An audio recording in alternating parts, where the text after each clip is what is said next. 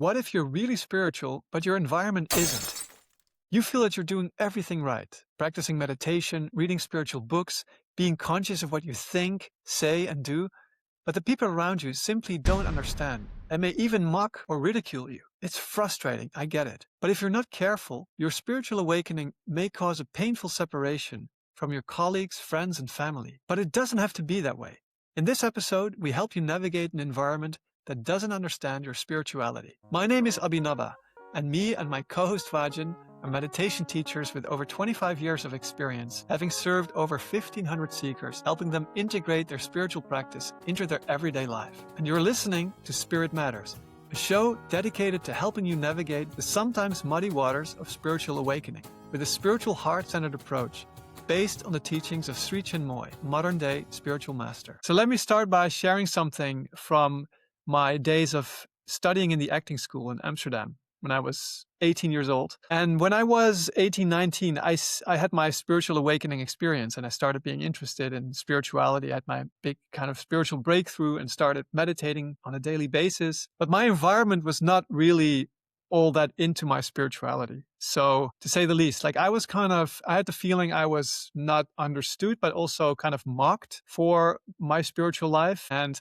nobody in my class at the time did meditation or was really interested in spirituality. And this was in the late 90s when it wasn't so mainstream as it is today. And I felt really lonely, I have to say, with my spiritual practice. And when you have the spiritual breakthrough, it's really difficult if you can't share it with anyone, if you don't have anyone to kind of understand it or at least be part of it, because it's such an wondrous and amazing experience when you have a spiritual awakening and you basically want to shout it off the rooftops. That was really my experience. It's like, wow, this new other world that I was discovering, and you just want to talk about it and share it and be enthusiastic about it. It's kind of this almost missionary feeling that gets over you.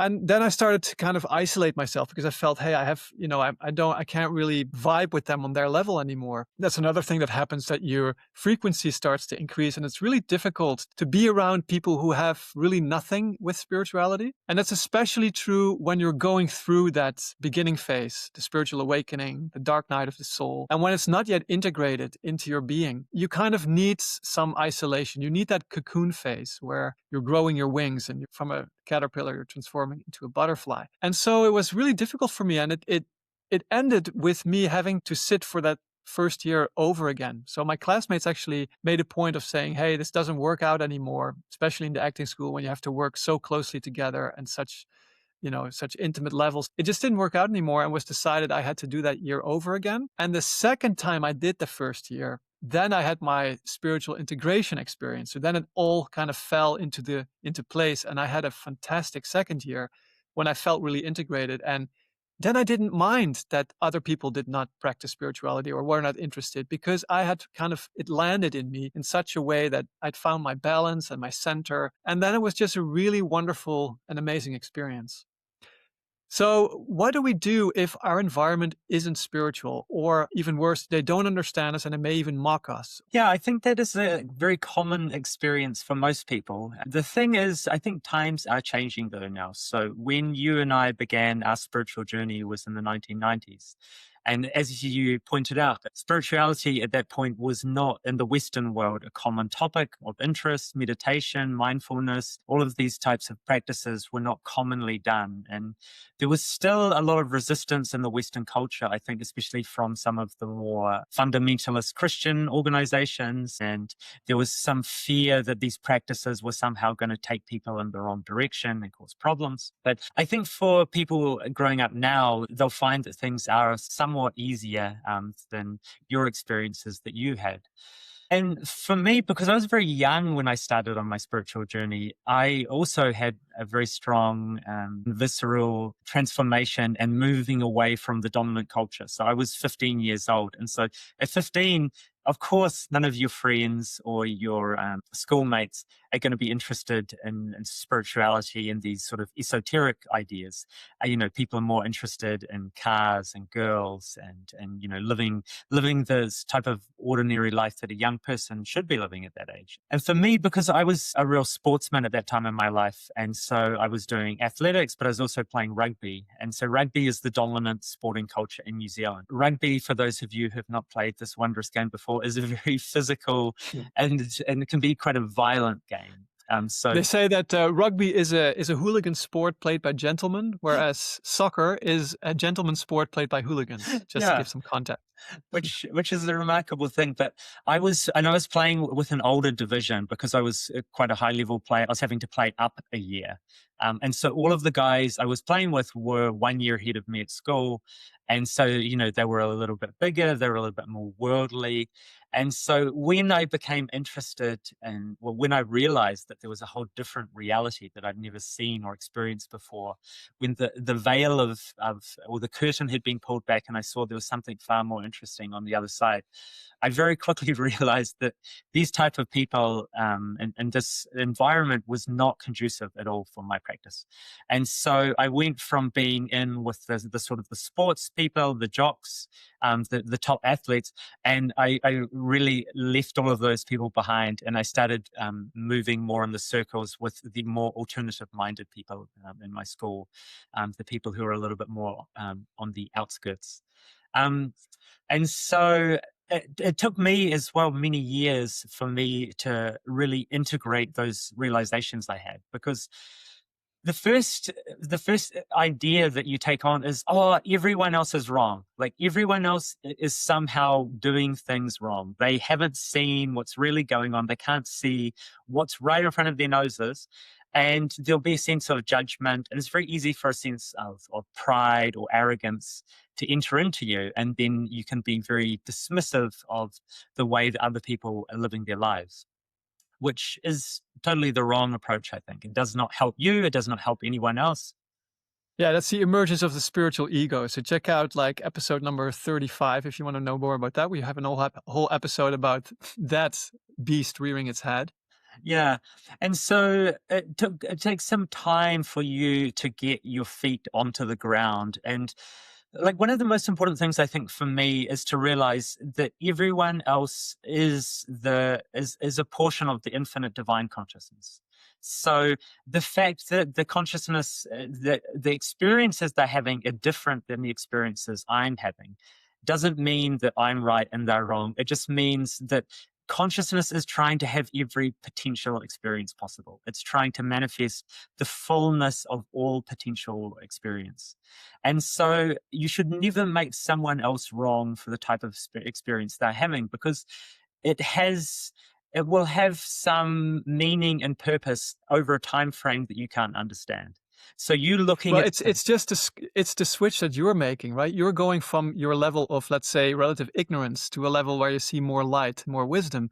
So of course you're going to judge other people in the same way. So they're still stuck in what I believed was true, but now I'm leveling up, and so they're still stuck at their level. But instead, I mean, I guess we're saying that's not the right approach or the right way to think about it. Instead, you should feel they are actually doing exactly the right thing for them in their circumstance and with their level of development. I'm doing exactly what's right for me. That's a different shift of saying oh, they're all behind me. Yeah. Right? And it's a very easy thing to think that you can judge the quality of the experiences that someone else is having. If you see someone and they seem to be going about their ordinary day-to-day life and they're finding meaning in the mundane activities that everyone has to take part in, it's very easy for you to judge them and say, oh, look, this person is just caught up in the mire, the illusion, the unreality of life. But the thing that I always like to think, and I've got a friend who is quite adept at playing the spiritual game, and he sees how it should be played, and he has quite a lot of capacity. And he has a close friend who sometimes makes a lot of blunders in his spiritual life. And so when the two of them are together, or when the two of them are talking, it's very easy for people to assume that one of them is more further along the road than the other one. that I always like just to throw, put some spice into the mixture. I always tell my friend, you better watch out. This guy who you like to, like to joke with and make fun of at times, he could at the very last moment spring ahead of you, because no one knows what someone else's path looks like. And so everyone is on a path that's leading them to some form of perfection and illumination. And someone's path might be a very wild and a crazy looking journey. But as long as it gets you to where you're trying to go, there's nothing wrong with that. There should be no judgment that the way I'm doing it is better than the way that you are doing. And And as Shakespeare said, all is well that ends well. So yeah. And so I always like to think that the people who sometimes the way they're going about things, it looks a little bit crazy or it looks a little bit unrefined. I always like to think, probably just at the last moment, they'll find some amazing shortcut and they'll pop out right in front of me. You're standing at the pearly gates, and then suddenly this guy that you thought, he's got so far to go, suddenly he climbs up a ravine and just pops out right in front of you. So that always helps me feel like there's no need to be proud of anything. There's just should yes, be well, a humility. absolutely true. Only time will tell if that's going to happen. We'll have to see. Yeah, But we'll have to update yeah, you in 50 or 100 years time. We'll let you exactly. know if this wonderful spiritual aspirant does manage to springboard himself up to the highest heights at the very last moment. I would not be surprised. Well, we both know who we're talking about, and he's a listener of this podcast, so he's going to tell us. So what I also found in my formative years, when I was going through my spiritual awakening, was also the relationship with my parents, because very often your parents will be the first to kind of protest if they feel you're going in the wrong direction or you're veering off path, especially because my spiritual path involved a guru. Became a disciple of Sri Chinmoy, and it was a spiritual path. And so then there's always the fear, he's going to be part of a cult, or he's going to go away from society, and he's just going to isolate himself. And in the beginning, because I had that really rough first year, I was isolating myself. And there were some signs that I was indeed, not really taking care of myself properly, and going through this cocoon phase can be very disturbing. And so my father especially was very against my spirituality, and I had a lot of, kind of really bad run-ins with him, and fights, you could say. And he just really didn't understand. My mom was more understanding. She was also concerned. She was definitely concerned for me, but she was more patient. She said, okay, let's just see what happens. And eventually, when I kind of got that spiritual integration going, then they both saw that I was okay. And my strategy at the time was with my dad. At some point, I just realized I can't talk with him about spirituality. And that was fine. We wouldn't talk about it because he didn't get that kind of mindset. It was not at all his worldview. He was a real scientist. And so that's one strategy. If you have people in your environment who just aren't spiritual, they're just not into that. They just don't have the language for it, and they're just on a different path. Just don't talk about it, and realize that you have other things that you can share with those people, and they may be spiritual in their own way. So that's one thing you can really look for. Their spirituality not being that they have to openly talk about the spiritual path, awakening, the divine, God, whatever, but just seeing their good qualities. Somebody can be very kind, can be very self-giving, caring, loving, and they may not, want to meditate or pray even for a second, but that doesn't mean that they're not spiritual in some sense. So seeing the spirituality in the everyday is, I think, something that will help in this regard. And I could really imagine, because your father being a great scientist, was there's the dominant paradigm for what sort of universe we're living in the Western world, is the idea of materialism. And so most people, especially people who consider themselves logical and educated and intelligent, that is the type of thinking that they are. That's the type of belief system that they have. Like there's a new term, or there is a term called scientism, which means the religious fervor, or the religious take on the scientific practice and method, is practicing it as though it is a religious belief system. So there's many practicing scientists practicing scientism in the Western world, and so that's one of the difficult things. I think we can call them out for that, can't we? Can we not Yeah. call them out for that sometimes? Yeah, well, because whenever you're in the majority position, you don't notice that you have a belief system. You just think that this is common sense. This is what everyone does. Everyone knows that there's only matter. So this is a very common problem when you have two people coming together and they've got two different worldviews. And so if your father, or if many people that you'll meet in the Western world have a materialist worldview, which is saying that all that exists is matter and that everything is reducible to the action of matter. And so if you're coming into the conversations and interactions and relationships and you're saying, no, no, no, consciousness is fundamental. Consciousness is the key element. Neither of you can prove for certain that you're right or wrong. And if you can't if you can't even understand that the other person has a valid viewpoint, it's very difficult to have a relationship. It's very difficult to talk openly.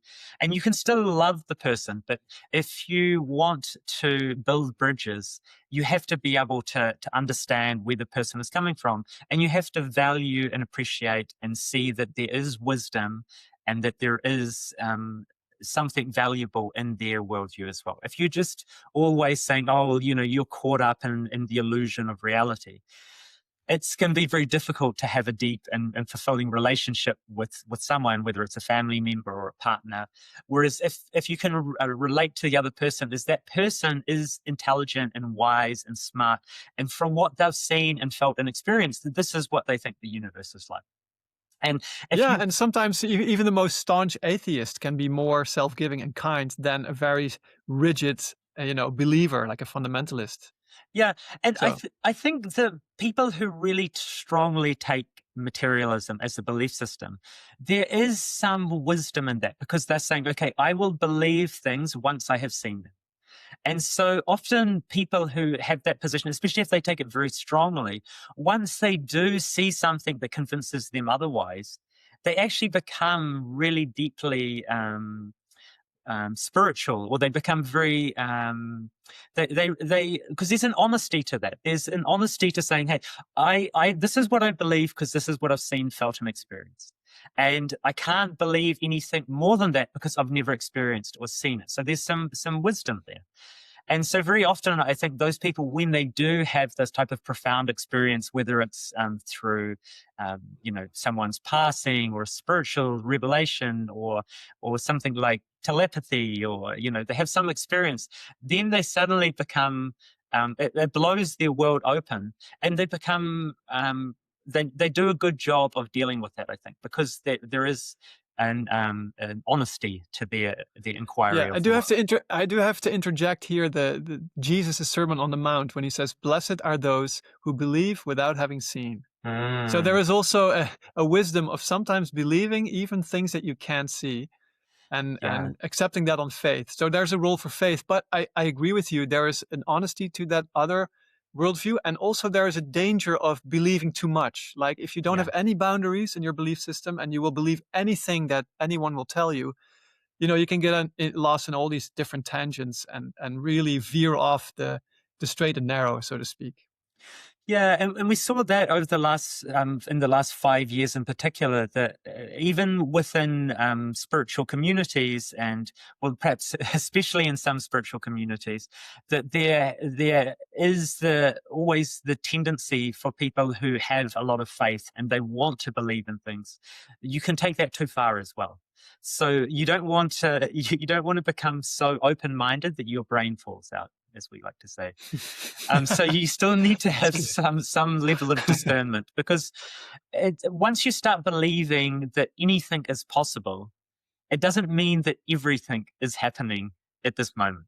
So because everything is possible, it doesn't mean that we don't want to get caught up in the weeds of all the different types of unusual beliefs that people could have, but it is a danger that if you don't have some guardrails or some level of introspection where you can check back, because one of the best things you can do for yourself, and you can do it for your friends as well, is when someone does posit that they believe something about the world, they believe that something's going to happen, or they believe some other thing, it's always really good for yourself, at least, to check in and say, oh, yeah, that thing I really believed so strongly 5 years ago, like, do I still think that that's true now? Like, looking back on it, like, there've, been all sorts of different ideas that have come and gone through culture. And when you look back, you realize, oh, actually, I was probably wrong on that one. It's like there was the famous 2012 end of the Mayan calendar. And I remember at that time, Yeah. there's lots of people talking about, it's going to be the beginning of a golden age, or it's going to be the end of the world. And it was very easy for people to get caught up in that idea because it seemed very exciting, and something amazing was going to happen. And then we passed through that and nothing noticeable happened. So I'm not saying nothing happened, but there was nothing Yeah. that was immediately noticeable. So it's always good to check in with yourself, because when you know that in the past you've been fallible with your thinking, it's always a good reminder, like, I shouldn't be too dogmatic, or shouldn't be too convinced of my own righteousness, especially if it's in fields that don't really help you in your life or in your day-to-day world. No, agreed. So coming back to the fact that if you're practicing spirituality and you find yourself in an environment of people who are not spiritual, who are mocking you, I think there's also a time and place for you to change friend groups. And I noticed that myself, that happens organically. That's a very organic process. When you raise your frequency, raise your consciousness, you start attracting a different group of people, and that's good. That's a good thing. So you'll attract more. Like attracts like. So you'll find more people who are also interested in spirituality. They will cross your path. You'll run into them. And some of your old friends, it will be mutual. Like you will feel less attracted to them through meeting with them, and they will feel absolutely the same with you. And it's not at all bad that friendships come and go. And some people, perhaps you're only meant to walk with them in this life for a few years or a few months, maybe 10 years. And has also an ending. And it's good if you develop. I think also your friend groups should develop as well. There was a famous saying by Khalil Gibran, the author of The Prophet, who said, show me who your friends are and I'll show you who you are. So the people around you, they also, they say something about who you are as well. And there's a time when you have to say goodbye to people. Yeah, because I've really found myself shifting from when I was a young aspirant and a young seeker. I shifted from sort of the sporting popular group much more towards the outcasts, the rebels, and the Yeah. wild people, because there was an openness there, and there was a much lower sense of judgment. There was more openness to new ideas and new experiences. And so at that point in my life, that was really wonderful to have that group of people around me who they were very non-judgmental, and were trying different things, and sometimes acting a little bit wild and crazy, but it was a necessary wild and crazy to break Yeah. out And, break out of the funk. and you found yourself comfortable there with your own spiritual practice. Yeah, exactly. And yeah, there was like, now when I look around at my spiritual community and the people that are close to me inside of my community, and I always think that that's a really good way to judge how your life is progressing, is to actually look around and see the type of people that you're associating with and spending time with. And I'm always so honored and grateful when I look around, especially when we have meetings or gatherings of our international community, that there's some really fine and outstanding people in our community that I'm really proud to call my spiritual family. So, yeah, I think that's always a good way to check in on yourself. Yeah, and I remember the chaos when I was in the acting school, because I couldn't really choose not to interact with those people, because we had lessons together, and you're acting, so you're in all kinds of different situations. It was very close, and it was inevitable that would jar, that would kind of not go well. And I read an aphorism by Sri Chinmoy later that really put things in perspective, and the aphorism ran: the inner chaos will be infinitely worse if you mix with the outer darkness. And I felt that was what's happening. It doesn't, not that these people were all dark and evil, not in that sense, but just like they were not on the same, let's say, atmosphere or frequency that I was with. And that made the inner chaos so much worse. And if people really are mocking you or not accepting you, So there's a time when you go through a spiritual awakening to find you really need a community, I think. You really, well, let's say it's going to be really helpful if you find a community where you are accepted, where you find like-minded people, and where you feel that your experiences actually land. Because there's a danger if you're just going to practice by yourself that you're going to start doubting your experiences. If you mix with a lot of people who just doubt your experiences and they say, oh, you're just imagining things, you're just hallucinating or building castles in the air, at some point you're going to believe them. Even though the experiences you had was so real, doubt is so tricky, and doubt can creep in, and you start doubting that beautiful experience, and before you know it, you can kind of drift back to the baseline again. And whereas the experiences were meant to drive you forward and to drive you to a new level of consciousness. Yeah. And so yeah, so community I think is very fundamental because human beings are social beings. We don't do well for prolonged periods of time in isolation. And so that's why it's known that people who get put in solitary confinement, especially because they're not willingly put there, they really suffer. Like that's one of the worst punishments that you can do to a human being.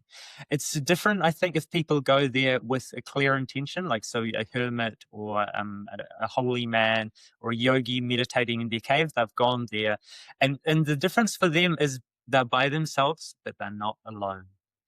And so Yes, that's they're that's actually all one. So if you write alone and you separate the L and the O, you get all ah one.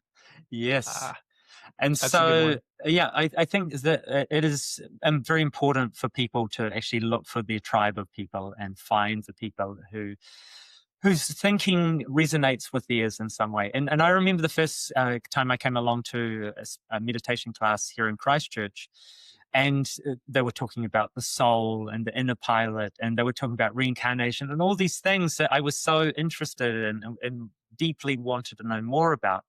And I was the one in my circle of friends that was trying to find this information. But to suddenly step into a space where there's people who already know these things, and suddenly you feel like a sponge and you want to soak up as much of this wisdom and knowledge, because it's like if you've been interested in any topic and then you suddenly come across a group of people who've already been studying that topic for 10 years or 20 years, it's suddenly you're gonna get such a thrill and so much joy from that, because suddenly all of these questions that you've got and all of this enthusiasm you've got has got a place to go, and you can it'll really speed up your journey like anything. And I would also add, really keep on practicing, because you just need some patience. With patience comes spiritual integration.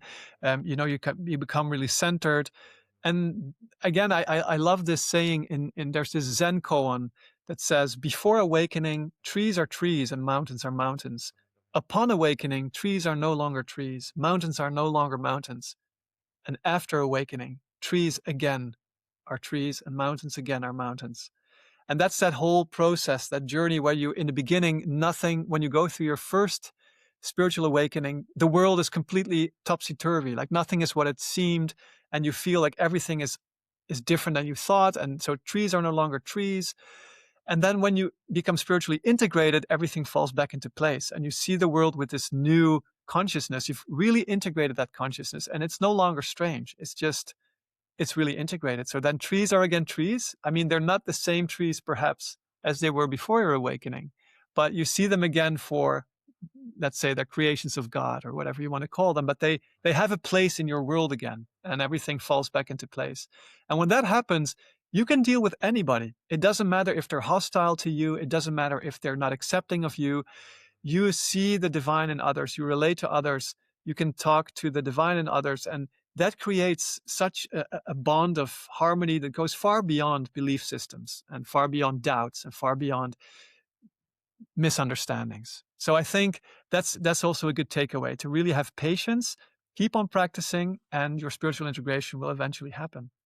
Yeah, and I think that's why it's really important in those early stages of your practice not to judge the people around you, because a time will come where you again see them as they truly are, and you see them as having deep value, and you see the beauty and you see the divinity within them. So you don't want to make that rash judgment to say, oh, all of my friends, all of my family members, they're caught up in the ignorance of the world. Like I should leave them. I should stop talking to them. They're going to affect my spiritual practices. That's totally the wrong approach. And that's the sort of thing that you will regret if you look back on that.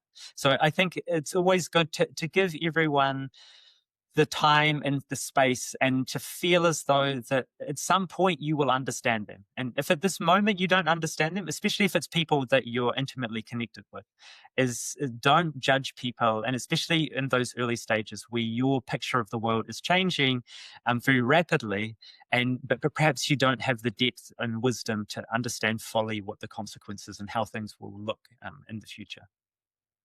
So, wrapping it up, I think we have a few takeaways of how to deal with an environment that is not spiritual. One is to see the spirituality in them that they have and not to judge them, what we just talked about. Don't judge them, you will understand later. A second one is the understanding or realization that everyone is exactly where they need to be.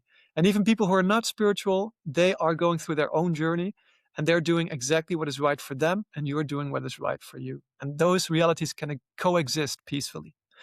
The third thing is to value their worldview and value their wisdom, even though their worldview may not collide with yours, or may collide with yours, may not agree with yours.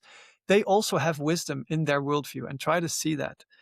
A fourth one is to sometimes you have to say goodbye to people. If it really no longer fits, if you're both have different frequencies, there's a time to say goodbye, and it happens organically. I've seen that in my own life, that those things happen organically. You get new friend groups, they get new friend groups. So that's a beautiful, natural process. Um, a fifth one is to find community. Community is so important in your spiritual journey, to find like-minded souls that you can share the experiences with. They're going to help you. They're going to be of support to you. And that's going to really be wonderful in your spiritual journey. And the last one I would say is patience. Be patient, keep on practicing, and wait for the spiritual integration to take place. And here I may also say that um, there's this urge that you have in the beginning to talk about your spiritual experiences and to, like I said, shout it from the rooftops. But there's actually some wisdom, some spiritual wisdom that says, don't talk about your spiritual experiences. Keep them inside and keep them for yourself. Um, our own teacher, Sri Chinmoy, was very clear about that. He told us, don't share your spiritual experiences with your brothers and sisters even. One, it may create jealousy. They may not have had these experiences and they may be in a subtle way jealous of you, or they may not be ready for them yet. And another thing is, if you talk about them too soon, it's like pulling a photograph, an old-fashioned photo that's being developed in a dark room, pulling it out too early. And then what happens? It's pale. There's no picture there. The photograph needs time to develop and to show the picture. And if you take it out too soon, it's going to be destroyed. And the same with your spiritual experience. It needs time to integrate, to land. And so if you talk about it too soon, you may run the risk of it kind of disappearing. And people have said that when they talked about their experiences, they felt that they disappeared very quickly. So that's another thing, that you also run into less problems if you don't speak about your spiritual experiences, because people will not understand if they haven't had those experiences themselves. No matter how you explain, they will not understand. Very often you'll find you don't even have the language for it yet. So it's very hard to explain. And it just creates misunderstanding and frustration. So I guess in many ways, it's a wise thing just to keep those experiences to yourself. Yeah, you don't want to encourage or create more doubt in other people. And doubt is a powerful poison. So you want to avoid people pouring that onto your experiences. And I very much agree with that whole idea. And very often with any spiritual experiences that I talk about are often spiritual experiences that I had some years ago. So I've had time to really assimilate them and make them part of myself before I'm going to talk about them publicly or with friends or any other people. So I do That's wise. wholeheartedly agree. Okay. Did you have anything else to add? Because I think we've come to the end of today's Yeah, episode. I think I think that gives people a really good set of tools and ideas around their environment, because most people are going to find that there's no perfect environment. And so even if you find yourself, trying to take yourself out of your current life and put yourself in a different environment, you'll find problems, you'll find irritations, you'll find friction and tension amongst you and the people you find yourself with there, whether it's, in the Himalayan monasteries or wherever you imagine that is the right environment for you. It seems to me the right environment is wherever you are right now. And the great thing about that is that's much easier to achieve as well. If the perfect environment for you is always somewhere else, it's always a struggle. You're always going to be dissatisfied. But if you can believe and claim that where I am right now is the very best place for me to be for my spiritual growth, then that's going to give you such a powerful foundation to grow from. Amen to that. And so that brings us to the end of our episode. Dear listeners, if you like our content, please, in good podcasting fashion, you can subscribe or give stars in your favorite podcast app, or let us know what you think in the comments, and we'll see you next week. Thank you. Thank you.